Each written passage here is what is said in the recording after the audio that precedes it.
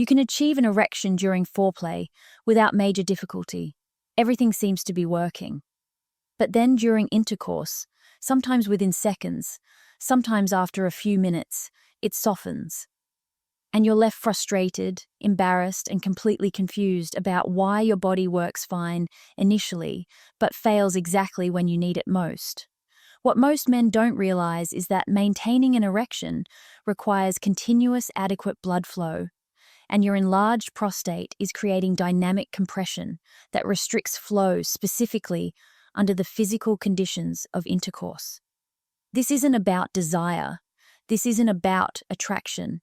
This is mechanical obstruction that worsens precisely during the activity, where you need maximum function.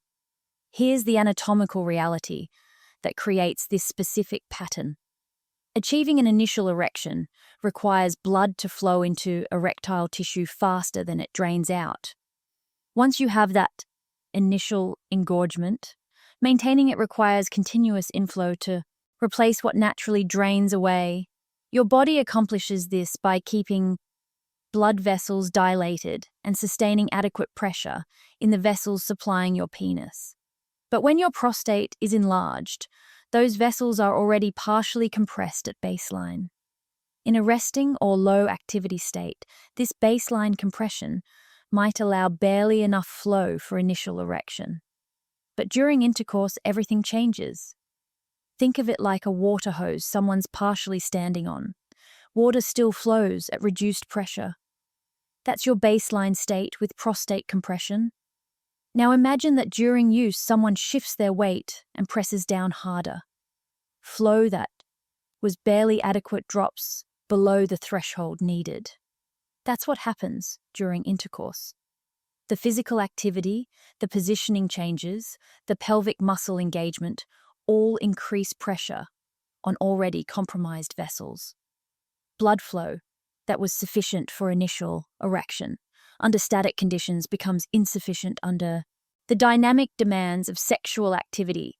This explains why failure happens specifically during intercourse rather than before it. If you're achieving erections during foreplay or initially upon penetration, the vascular capacity exists under low-stress conditions. But that capacity doesn't extend to high-demand situations. Once physical exertion increases, once positioning creates additional pelvic pressure, once muscular engagement intensifies, the compressed vessels simply cannot deliver adequate flow under those conditions. Some men notice this happens more in certain positions because different positions create different degrees of additional compression on already restricted vessels. The psychological damage from this pattern is devastating. When erectile failure happens during intercourse repeatedly, performance anxiety develops rapidly. You start worrying during sex whether it will happen again. That anxiety triggers stress responses that further impair function because stress hormones actively work against erections. You end up with both the mechanical compression from your prostate and psychological interference from performance anxiety, creating a cycle where failure becomes increasingly likely, even in situations where vascular capacity might have been marginally adequate. Many men dealing with this start avoiding intimacy entirely because the risk of mid-act failure feels worse than not trying at all. They make excuses about being tired, stressed, or not in the mood. They stop initiating sexual activity. Their partner interprets this as loss of attraction or relationship problems when the actual cause is fear of repeated mechanical failure. Relationships deteriorate from lack of intimacy, while both people fundamentally misunderstand what's preventing connection. This helps you understand the mechanical cause. It's educational information, not medical diagnosis, but knowing what's happening can guide better decisions about your health.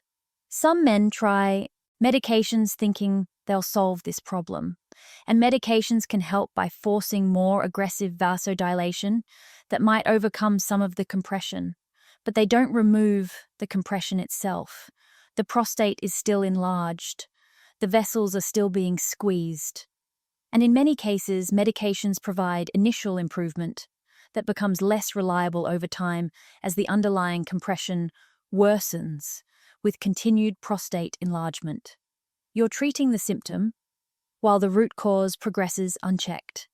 Here's the trajectory if prostate swelling continues unaddressed. The baseline compression on blood vessels increases as inflammation worsens month by month. What currently fails during vigorous activity starts failing during moderate activity, then during any activity.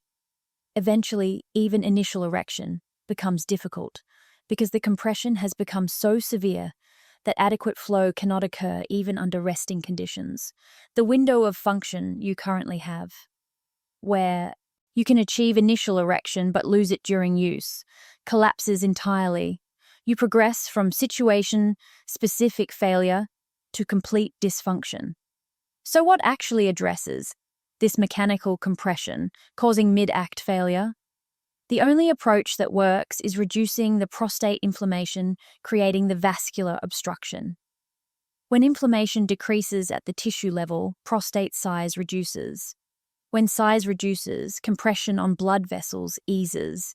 And when compression eases, blood flow becomes adequate not just for initial erection under static conditions, but for sustained erection during the physical demands of intercourse. The vessels gain capacity to deliver what's needed, even under increased demand. Most men who address prostate inflammation properly notice improvements in erectile maintenance, following a predictable pattern. Initial changes appear around week 6 to 8 as prostate swelling begins reducing. Erections might still soften during activity but last slightly longer before failure occurs. By week 10 to 12, many men report being able to maintain erections through completion, in some positions even if not all. The positions that created maximum compression might still be challenging, but others become manageable again. By month 4 to 6, sustained function during intercourse typically recovers substantially as vascular compression continues decreasing and flow capacity improves under all conditions, including physical exertion. This requires comprehensive support, targeting every factor driving inflammation while optimizing vascular function simultaneously.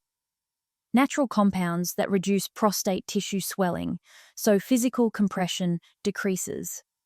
Ingredients that improve overall pelvic circulation, so baseline flow capacity increases. Support for endothelial function, so blood vessels respond optimally to demand. Antioxidants that protect vascular tissue from oxidative stress that impairs vessel dilation. When all of these work together, you're reducing the baseline compression while improving the vessel's ability to deliver adequate flow under demanding conditions. Expectations need to be realistic about the timeline. This won't resolve immediately. The inflammation took time to develop, and reduction takes time. But most men see progressive improvement if they address this comprehensively, while vascular capacity still exists. Function during intercourse that was failing becomes more reliable. Positions that were impossible become possible again. And the psychological burden of performance anxiety typically lifts as mechanical function improves and confidence rebuilds. In the description, there's information about a comprehensive approach designed to reduce prostate inflammation while supporting vascular function. When mechanical compression is properly addressed, erectile maintenance during intercourse typically improves substantially over 8 to 16 weeks. Do you recognize this pattern of initial function but failure during activity?